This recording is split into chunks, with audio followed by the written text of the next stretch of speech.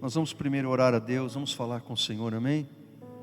Peço para que Jesus fale com você nessa noite. Senhor, nosso Deus, nosso amado, bendito Pai, te louvamos, te agradecemos por esta manhã que o Senhor preparou para nós. Fala conosco, de acordo com as nossas necessidades, o Senhor venha supri-las, e que no suprimento das nossas necessidades o Senhor nos leve na direção da vontade do Senhor. Que o Senhor faça cumprir em nós os teus propósitos, o teu querer na nossa vida. Às vezes, Senhor, o nosso querer não é o teu querer. E como é difícil para a gente entender isso às vezes, Senhor. Então dá-nos compreensão da tua vontade, do teu querer para as nossas vidas. Nos curvamos perante a tua soberania, Jesus. Nos curvamos perante o poder do teu santo nome. E como crianças sedentas pelo leite materno, como diz Pedro na sua epístola, nós agora nos achegamos a ti, para que o Senhor nos alimente com tua palavra, nos fortaleça e nos prepare, nos equipe espiritualmente para a missão, a vocação, o chamado, o ministério que o Senhor tem para cada um de nós e que o Senhor nos use para a tua glória. Que o Senhor alcance o coração do cansado, do aflito, do abatido, do oprimido, em nome de Jesus. Amém e graças a Deus. Diz assim a palavra de Deus em Mateus 28, versículo 1 em diante, que depois do sábado, no domingo bem cedo, Maria Madalena e a outra Maria foram visitar o túmulo. De repente, houve um grande tremor de terra. Um anjo do Senhor desceu do céu, tirou a pedra e sentou-se nela. Ele era parecido com um relâmpago, e as suas roupas eram brancas como a neve. Os guardas tremeram de medo do anjo e ficaram como mortos. Então o anjo disse para as mulheres: não tenham medo, sei que vocês estão procurando Jesus, que foi crucificado, mas ele não está aqui, já foi ressuscitado, como tinha dito. Venham ver o lugar onde ele foi posto. Agora vão depressa e digam aos discípulos dele o seguinte: ele foi ressuscitado e vai adiante de vocês para a Galileia. Lá vocês vão vê-lo. Era isso o que eu tinha a dizer para vocês. Até aí, meus queridos, nós acabamos de cear a ceia do Senhor, a ceia que Jesus instituiu momentos antes da sua crucificação e da sua morte, do seu sepultamento. E quando a gente ceia a ceia do Senhor, a gente também é lembrado, como Paulo diz, que quando nós ceamos a ceia do Senhor, nós anunciamos a sua morte até que ele venha. Se anunciamos a sua morte até que ele venha, se ele virá, é porque ele está vivo. E se ele está vivo é porque ele ressuscitou. Amém?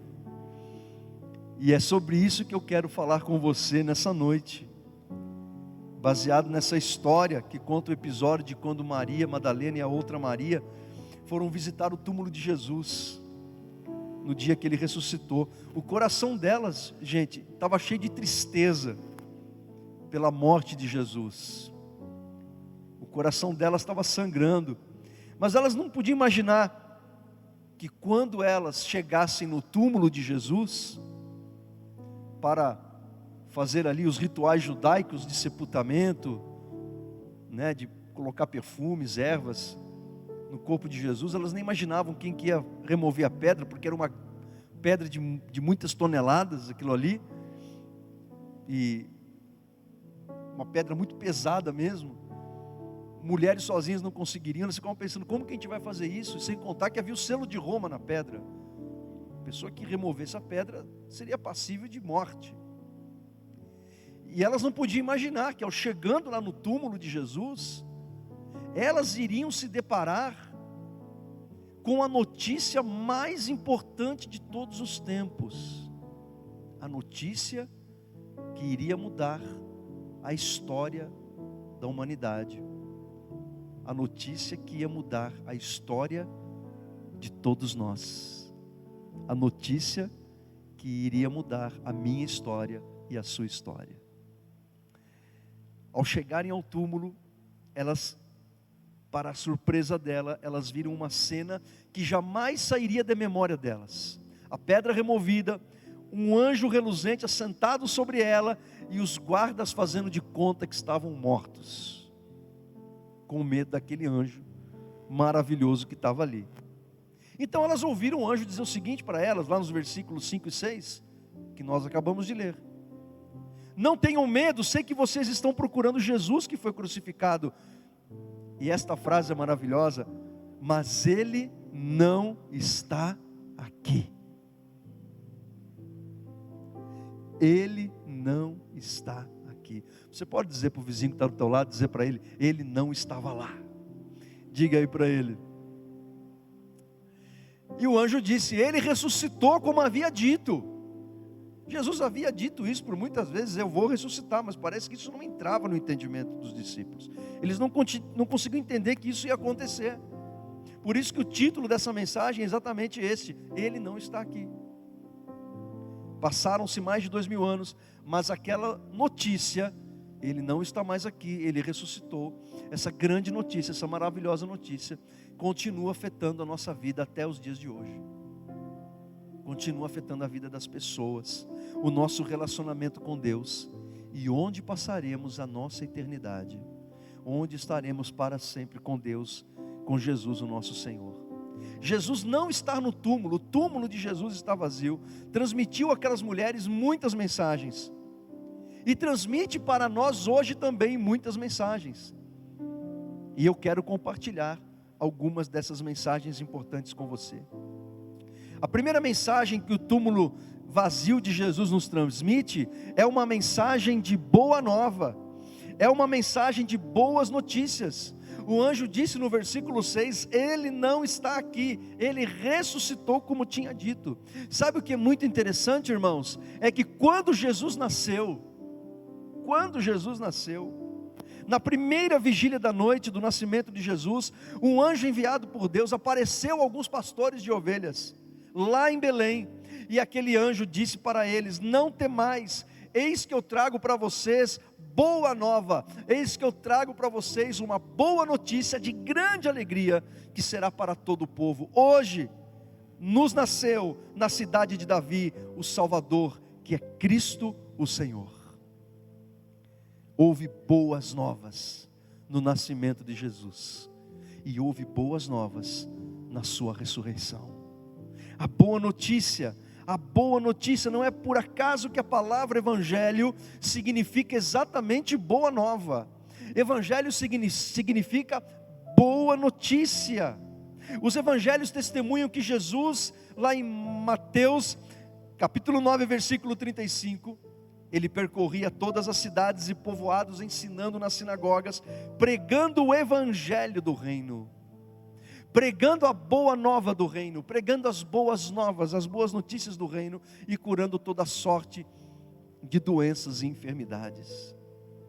Quando você ouviu falar de Jesus pela primeira vez, essa boa notícia, essa boa nova, bateu em cheio no teu coração. Quando você ouviu falar de Jesus pela primeira vez, o Espírito Santo fez você compreender aquela boa notícia. O Espírito Santo convenceu você, e você, no seu espírito, você disse para si mesmo: essa é a boa nova que eu precisava. Essa é a boa notícia que vai transformar a minha vida. Então você creu, você aceitou a Cristo, você arrependeu-se dos seus pecados, e Ele operou um novo nascimento em você, e fez de você uma nova pessoa, uma nova criatura. Porque essa boa notícia, essa boa nova encontrou lugar no teu coração.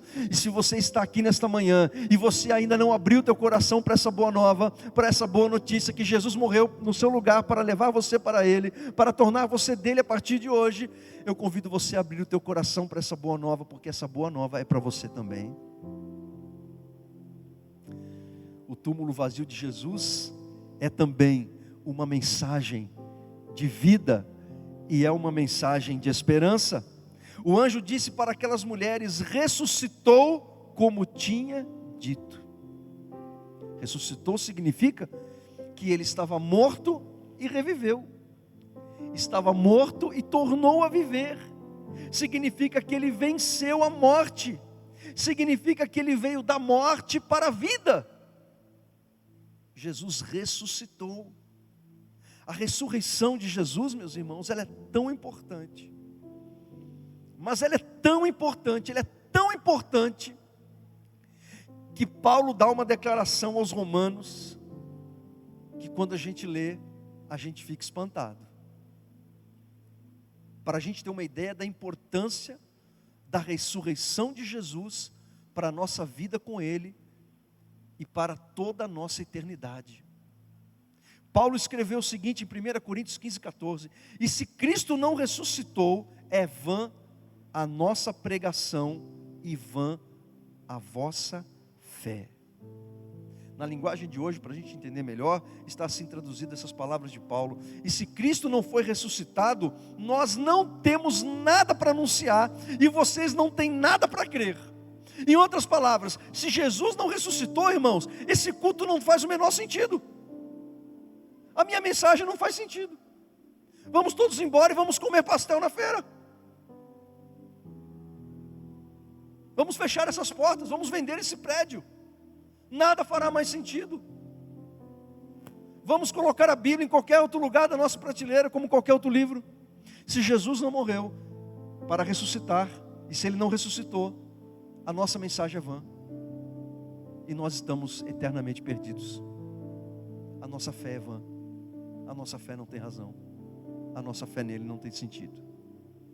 E ele continua dizendo no versículo 17: e se Cristo não ressuscitou, é vã a vossa fé, e ainda permaneceis nos vossos pecados.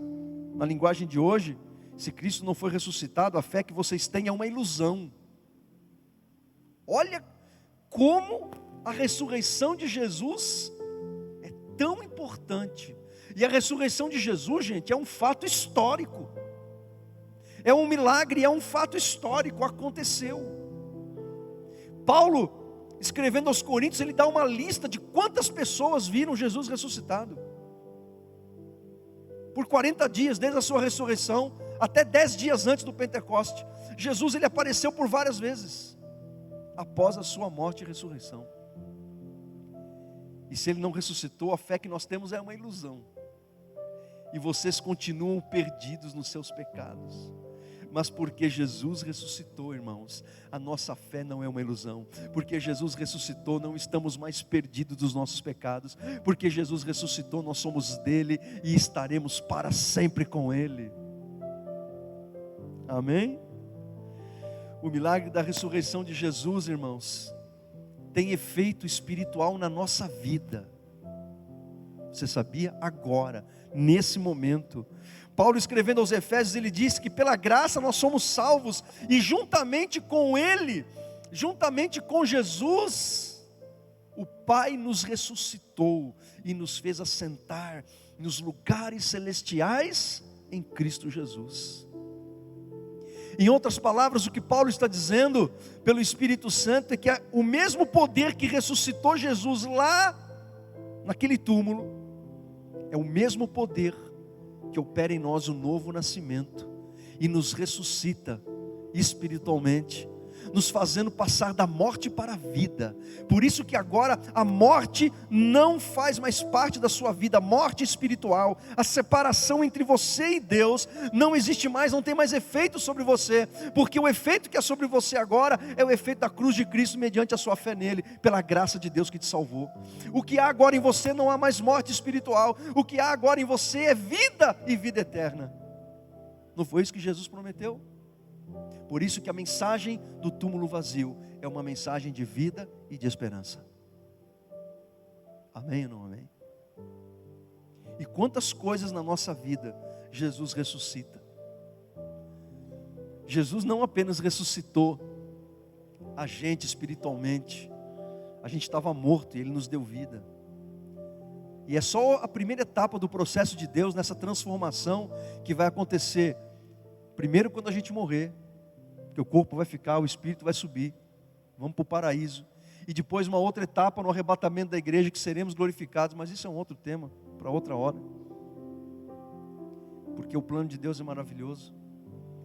Não somente essa ressurreição, mas quantas coisas Deus não ressuscita na nossa vida enquanto estamos aqui. Deus ressuscita sonhos. Deus ressuscita coisas na nossa vida que estavam mortas. E Deus, pela sua graça e misericórdia, Ele vai lá e age e traz vida ao que estava morto. Ele ressuscita relacionamentos, casamentos, família, amizade, ministérios, dons que estavam enterrados, sonhos do nosso coração. Ele traz vida ao que está morto. Você crê nisso? Diga amém. O túmulo vazio de Jesus é também uma mensagem de alegria. Olha o que o anjo disse. Olha o que na verdade o que Mateus ele descreve no versículo 8. Diz que aquelas duas mulheres, elas foram embora depressa do túmulo, pois estavam com medo, mas muito alegres. E correram para contar tudo aos discípulos. Gente, olha que interessante.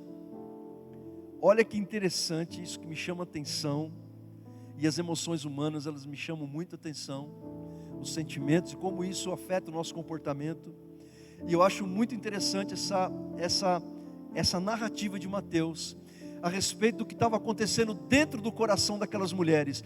Diz que elas, você prestou atenção no que você leu aí? Elas estavam com medo, mas muito alegres. Dá para entender um negócio desse? Estavam com medo, mas estavam muito alegres. Você já teve essas duas emoções ao mesmo tempo, esses dois sentimentos ao mesmo tempo no teu coração? Está com medo, mas está alegre. Eu vou dar um exemplo. Imagine que você ganhou uma viagem para Disney. Como que você vai ficar? Muito alegre. Mas você tem medo de viajar de avião. O que vai acontecer? Você vai entrar no avião, como? Com muito medo, mas também muito alegre. Amém? Por exemplo, vou dar outro exemplo. Você vai casar e você é novo, jovem, né? Quando a gente vai casar, como é que a gente fica? Muito alegre, não fica? Mas também não dá um medinho? Hein? A gente está com muito medo. Como que vai ser esse negócio? Acordar numa cama diferente, numa casa diferente, com alguém diferente, novas responsabilidades, novo papel social. Agora sou marido, agora sou esposa, conta para pagar. Ninguém pensa nisso na lua de mel, né? Mas depois vão começar a pensar. Eu coloco esse medinho nos noivos, no curso de noivos, né? Eu coloco esse medinho lá para eles terem ideia do que eles vão encarar, né? Então, uma mistura de alegria com medo, é o que elas estavam sentindo. Estavam com medo, mas muito alegres. De repente, você está tendo uma bênção tão grande de Deus aí, que está te trazendo até medo, né? A bênção é tão grande que te dá medo, mas você está muito alegre. A ressurreição de Jesus, seu túmulo vazio, é motivo de grande alegria para os que o amam. Nós agora não precisamos ter medo, o medo que elas tinham, mas nós podemos ter a alegria que elas sentiram. Porque agora nós compartilhamos desta alegria, porque nós cremos que o túmulo está vazio. Amém ou não amém? É motivo de alegria porque Jesus vive. É motivo de alegria para nós porque Ele vive para sempre.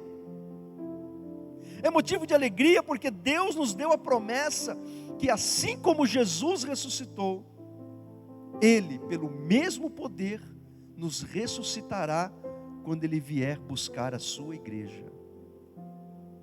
É isso que Paulo diz aos Tessalonicenses, é isso que Paulo diz aos Romanos no capítulo 8, quando ele diz assim: olha, se habita em vocês o Espírito daquele que ressuscitou a Jesus dentre os mortos, esse mesmo que ressuscitou a Jesus dentre os mortos, vai vivificar também o nosso corpo mortal, por meio do seu Espírito que em vós habita.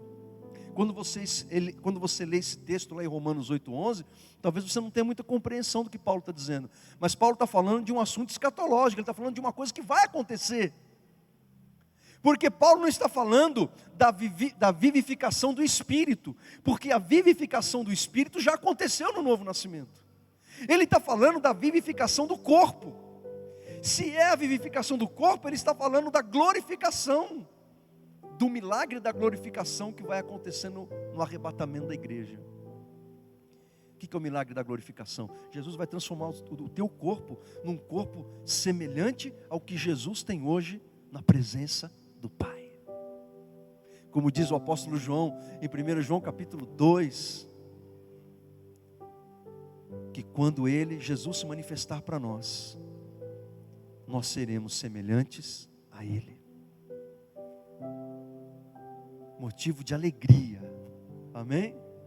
Você acorda pela manhã e vê aquela coisa maravilhosa no espelho, antes de escovar o dente, pentear o cabelo e lavar o rosto. Lá no céu, você não vai ter mais esse problema. Você se olha no espelho e vê que com o passar dos anos você já não tem mais aquele corpício quando você tinha com 14, 15, 18 anos. E aí você dá graças a Deus por aquilo que você é, e dá mais graças a Deus ainda por aquilo que Ele tornará você a ser no arrebatamento. Amém? Davi no Salmo 30, ele testemunha de como Deus havia transformado uma circunstância envolta de tristeza e preocupação em alegria. Ele diz no Salmo 30, versículo 5: ao anoitecer pode vir o choro, mas a alegria vem pela manhã. Esse é o nosso Deus, gente, que transforma o choro em alegria. Talvez você esteja chorando hoje por uma situação na tua vida.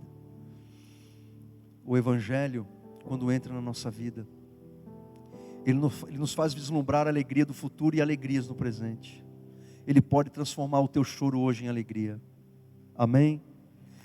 Davi testemunha no Salmo 30 ainda, ele fala assim a respeito de Deus, ele conta para Deus o que ele tinha, a experiência que Deus havia dado para ele. O Senhor mudou o meu choro em dança alegre, afastou de mim a tristeza e me cercou de alegria. Por isso não ficarei calado, mas cantarei louvores a Ti. Expressão de gratidão, de alegria pelas coisas lindas, boas, maravilhosas que Deus havia feito na vida dele. É por isso que quando nós entramos na presença de Deus, em casa ou aqui, para adorá-lo, para buscá-lo em oração, nós não podemos ficar com os nossos lábios fechados. Nós temos que manifestar a Deus palavras de alegria, de gratidão e de louvor a Ele, pelas coisas grandiosas que Ele tem operado na nossa vida. O túmulo vazio de Jesus é também uma mensagem de amor e de adoração.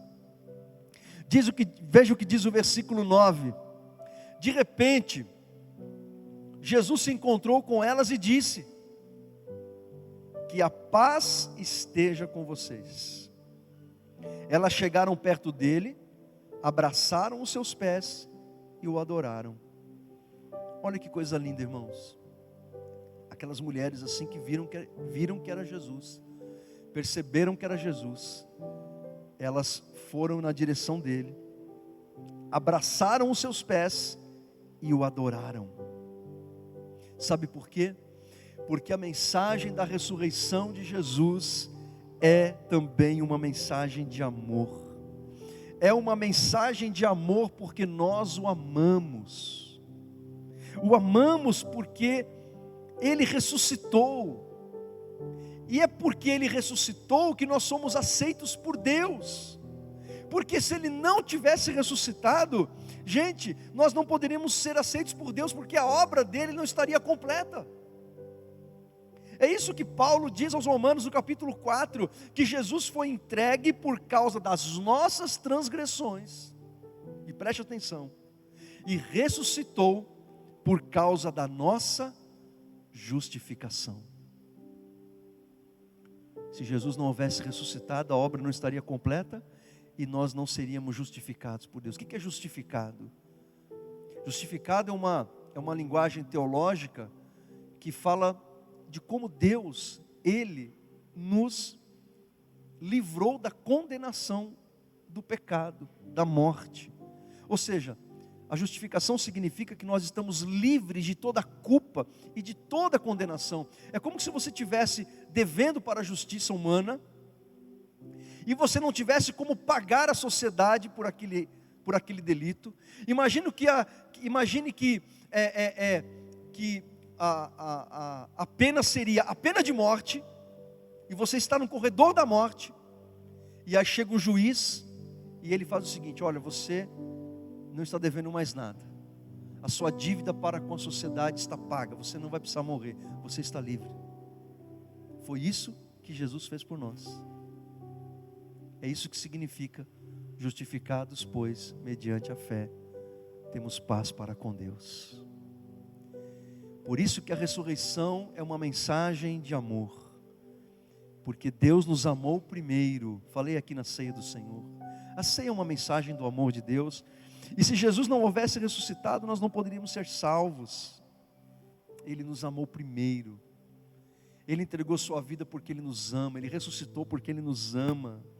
E a mensagem da ressurreição é uma mensagem de adoração. Por quê? Porque nós o adoramos, porque nós o amamos, gente. E se nós o adoramos, é porque Ele está vivo. Somente os pagãos, irmãos, adoram os deuses que estão mortos. Nós adoramos um Deus que está vivo. Somente os que não conhecem a Deus, somente os que estão vivendo na ignorância espiritual, adoram coisas, objetos inanimados, gente que morreu e está lá no túmulo apodrecendo.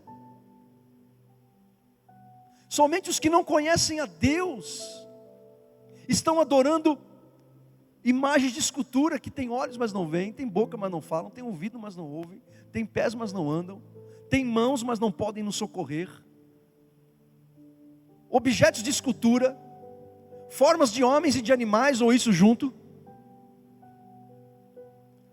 que precisam ser levados de um lado para o outro, porque não têm capacidade para andar, e precisam de um saquinho plástico para que os mosquitos não façam sujeira em cima deles. Tem gente adorando um Deus assim.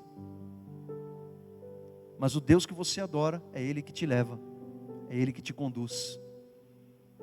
Ele morreu pelos seus pecados, Ele ressuscitou ao terceiro dia, e poderosamente Ele está vivo e vivo para sempre. Está à direita de Deus Pai, o Todo-Poderoso. Estevão, ele quando estava momentos antes de ser apedrejado e morto, cheio do Espírito Santo, diz Lucas em Atos capítulo 7, ele fitou os olhos no céu e viu a glória de Deus, e Jesus que estava à sua direita, e disse: eis que vejo os céus abertos, e o Filho do homem, que é Jesus, em pé à direita de Deus. Jesus está lá, vivo, poderoso, intercedendo por nós. Ele vive, e é por isso que o adoramos. Podemos adorá-lo e podemos amá-lo, porque Ele ressuscitou, porque Ele está vivo. Jesus lá em Apocalipse capítulo 1, Ele disse para João: não temas, eu sou o primeiro e o último e aquele que vive. Estive morto, mas eis que estou vivo pelos séculos dos séculos, e tenho as chaves da morte e do inferno. O diabo não tem nem a chave da casa dele, irmãos. Eis que estive morto, mas eu vivo, e vive para sempre. É por isso que o amamos, é por isso que o adoramos. O túmulo vazio de Jesus é uma mensagem de serviço. Olha o que ele diz para as mulheres no versículo 10. Vão dizer aos meus irmãos para irem a Galileia, e eles me verão ali. Alguns maldosamente dizem que Jesus deu essa ordem para as mulheres para que a notícia se espalhasse mais rapidamente. Eu acho isso, irmãos, uma falta de respeito com as mulheres. Agora, de uma coisa eu tenho certeza absoluta, que quando as mulheres foram contar para os discípulos, elas já tinham na ponta da língua todos os detalhes. Porque se fosse Pedro, João, para levar esse recado para Jesus, as mulheres iam perguntar: como Jesus estava vestido? Não vimos direito. Mas o que ele disse? Ele disse só para a gente se encontrar com ele na Galileia. Não, mas o que mais que ele disse?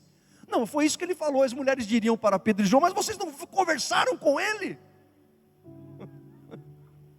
Vocês não colheram mais informações? Que raio de encontro foi esse com Jesus, meu Deus? Então Jesus escolheu 2 mulheres, para que elas pudessem, com todos os detalhes, e com toda a veracidade, e com toda a emoção e sentimento próprio das irmãs, poderem dizer para os discípulos: Ele está indo para Galiléia, nós o encontraremos ali. Essas palavras de Jesus nos lembram o ide que Jesus deixou para nós, para a sua igreja. Porque depois que elas adoraram ao Senhor, Jesus já deu um serviço para elas. Jesus já mandou elas irem para o trabalho da obra de Deus. Ok, já adorou, ok. Amém, irmãs. Agora vocês vão trabalhar. Vocês vão sair daqui e eu tenho uma tarefa para vocês. É isso que Jesus faz com a gente, irmãos. Quando a ressurreição dele opera em nós a justificação, o novo nascimento, vida com ele, adoração, amor, tudo isso não é para a gente guardar para nós, tudo isso é para a gente transmitir às outras pessoas. Você foi salvo para ser usado por Jesus, você foi salvo para ser um instrumento nas mãos de Deus, para que outras vidas, assim como você, conheçam Jesus como Salvador. Esta ordem de Jesus para as 2 mulheres nos lembra o ide de Jesus aqui nesse mesmo capítulo 28 de Mateus, quando Jesus se aproximou dos seus discípulos e disse: toda autoridade me foi dada no céu e na terra, ide portanto, fazei discípulos de todas as nações, batizando-os em nome do Pai, do Filho e do Espírito Santo, ensinando-os a guardar todas as coisas que vos tenho ordenado, e eis que estou com vocês todos os dias, até a consumação do século. Essas eram as últimas palavras de Jesus aos seus discípulos, antes dele ser elevado ao céu e ser colocado à direita de Deus, o nosso Pai. O ide de Jesus. A gente nunca pode se esquecer de que nós somos testemunhas de Jesus. Jesus disse lá em Lucas 1:8: vocês receberão poder ao descer sobre vós o Espírito Santo, e vocês serão as minhas testemunhas em todos os lugares do mundo. Ser uma testemunha de Jesus não é você discutir religião com as pessoas, não é você discutir teologia com as pessoas. Ser testemunha de Jesus é simplesmente você contar como Ele mudou a história da sua vida, como Ele transformou você. É só isso. Você dizer o que você tem visto Deus fazendo na tua vida. É só isso. Testemunha é alguém que conta o que viu, ouviu ou experienciou de um fato, de um acontecimento. Você é uma testemunha de Jesus, não somente porque você ouviu a respeito de Jesus, mas porque Ele faz parte da tua vida, e você tem andado com Ele, e você tem relacionamento com Ele. Existe uma religião chamada Testemunhas de Jeová. Eles não acreditam que Jesus é o Salvador. Eles não acreditam que Jesus é Deus. Eles não acreditam que o Espírito Santo é Deus. Eles acreditam que vão herdar a terra. E que para herdar a terra eles precisam vender a revistinha deles de porta em porta, nas casas das pessoas. E eles não sabem o que é ter relacionamento com Deus. Eles não sabem o que é ter vivência com o Espírito Santo. Eles não sabem o que é novo nascimento. Por isso que eu vi o testemunho de um ex-testemunho de Jeová que disse assim: ó, você quer se comunicar com o testemunho de Jeová? Então você diga para ele como Jesus mudou a sua vida, só isso. A sua experiência com Jesus. Não discuta teologia com eles, porque eles não sabem o que é isso. O que eu estou querendo dizer com isso, irmãos? Que você é a verdadeira testemunha de Jeová. Porque Jesus, Ele é o Jeová do Antigo Testamento. Não vou aqui dar uma explicação cristológica para isso, porque ele demandaria tempo. Mas Jesus, Ele é o Jeová do Antigo Testamento. Amém? Então Ele salvou você, não apenas para te dar a vida eterna e um dia fazer você morar na Nova Jerusalém. Jesus salvou você para que você seja uma testemunha dEle, para que você seja um instrumento dEle, para que você deixe Jesus usar você do jeito que você é. vezes você fala assim: poxa, eu queria ser que nem aquele irmão, eu queria ser que nem aquela irmã, eu queria falar como ele, como ela, eu queria ter aqueles dons. Você tem que se alegrar por aquilo que você é e agradecer a Deus e deixar Jesus usar você do jeito que você é, do jeitinho que você é. A gente na época, daqui 2 semanas, daqui 3 semanas, eu vou começar a matéria de evangelismo. E uma das coisas que eu falo nessa matéria é justamente sobre isso, que Deus vai usar você de acordo com o teu estilo de personalidade. Se você é estouradão, Jesus vai usar o teu jeito estouradão. Se você é assim retraído, Jesus vai usar o teu jeito retraído. Se você é toda emoção, Jesus vai usar o teu jeito toda emoção. Se você é meio racional, Jesus vai usar o teu jeito meio racional. Jesus vai usar você do jeito que você é. Mas deixa Ele te usar. Não queira ser o que você não é. E o túmulo vazio de Jesus, para terminar, é uma mensagem de consolo e de paz. Olha o que Jesus disse para aquelas mulheres. Quando Ele chegou, a primeira coisa que Jesus disse foi: não tenham medo. É muito compreensível, não é, gente? Essas palavras de Jesus.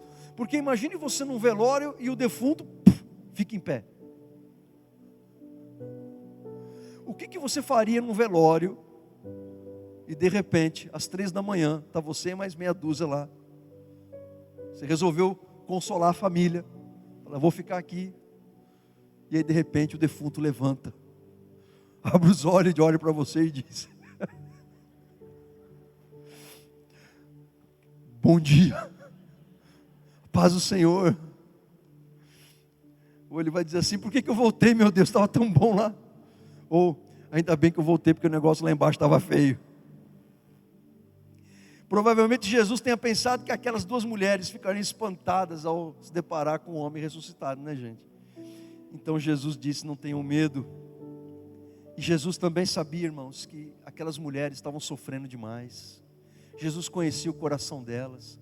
Jesus sabia que elas tinham sofrido com a prisão, com os açoites. Elas acompanharam tudo isso. Elas estavam de perto, elas viram Jesus passando por tudo aquilo que aquele filme A Paixão de Cristo, do Mel Gibson, retratou com tanta perfeição.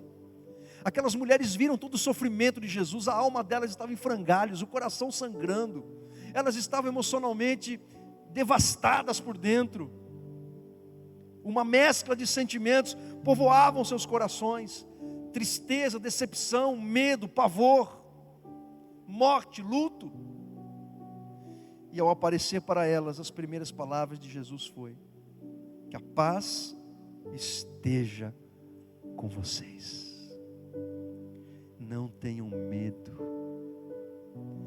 A mensagem da ressurreição é uma mensagem de paz e de consolo. Porque quando eu estou vivendo momentos difíceis na minha vida, eu posso olhar para o alto, eu posso olhar para o céu e saber que o meu Jesus vive. Eu posso olhar para o céu, olhar para dentro de mim e saber que Ele está em mim. Olhar para o céu e saber que Ele está com o Pai, Ele está vivo. E que ainda que eu esteja temendo e sofrendo dentro de mim, eu posso desfrutar da paz que vem dEle.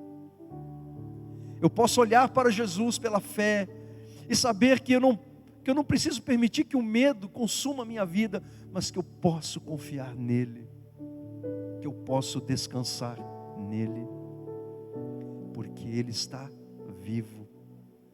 Quem sabe o teu coração está como estava o coração daquelas mulheres quando se dirigiam ao túmulo de Jesus: tristeza, medo, luto, perda, pavor, sofrimento, dor, as memórias latejando tão fortemente nos pensamentos da transfiguração que Jesus passou naquela cruz, o seu corpo moído, como diz Isaías. Quem sabe você está com sua alma também devastada, mas Jesus, Ele chega para você e diz hoje para você, para o teu coração: que a minha paz seja com você. Não tenha medo, porque eu estou vivo na tua vida. Creia em mim, eu sou o teu Deus. as situações que nós enfrentamos na vida que nos deixam assim, como aquelas mulheres. Então nós temos que aprender a nos lançar aos pés de Jesus. Precisamos buscar a presença dele em oração, e então ele vai nos socorrer, porque Hebreus capítulo 2, versículo 18 diz que Jesus, naquilo que ele mesmo sofreu quando esteve aqui, tendo sido tentado, é poderoso para socorrer os que são tentados. Ele esteve aqui como homem, e como homem ele conheceu os nossos sofrimentos humanos, e é por isso que ele compreende os nossos sofrimentos, e é por isso que ele nos socorre quando passamos por uma tentação, por uma provação, por uma tribulação, por uma dor, por uma perda. Quando a vida nos dá um tombo, quando a vida nos prega uma peça, quando a vida escreve um roteiro diferente daquele que a gente havia programado, Jesus olha para nós e ele não condena o nosso sofrimento, mas ele estende a mão porque ele compreende a nossa dor, e ele compartilha da nossa dor, e ele nos assiste em nossa fraqueza pelo Espírito Santo, diz a palavra do Senhor. Jesus nos entende quando sentimos medo, porque ele mesmo sentiu medo lá no Getsêmani. O medo de Jesus foi tão grande, irmãos, que ele suou gotas de sangue, e ele orou ao Pai: se possível, passa de mim esse cálice. Mas ele não desistiu, ele foi até o fim. Então ele conhece quando nós sofremos, ele sabe. Mas podemos crer que ele está conosco e ele nos ajuda verdadeiramente. Porque como nosso advogado e como nosso sumo sacerdote, ele intercede por nós e nos ajuda com a força e com a assistência do Espírito Santo que ele nos deu, que habita em nós. Meus irmãos, aquela boa notícia do anjo a respeito de Jesus, para aquelas duas Marias: ele não está aqui, ele ressuscitou como havia dito, nos transmite tantas mensagens abençoadoras. A mensagem de vida e esperança, a mensagem de alegria, a mensagem de amor e de adoração, de consolo e paz, de serviço, porque ele está vivo, ele não está mais lá, ele está à direita de Deus, o nosso Pai, intercedendo por nós, e ele está em nós, pelo Espírito Santo que nos foi dado. Convido você a fechar os teus olhos.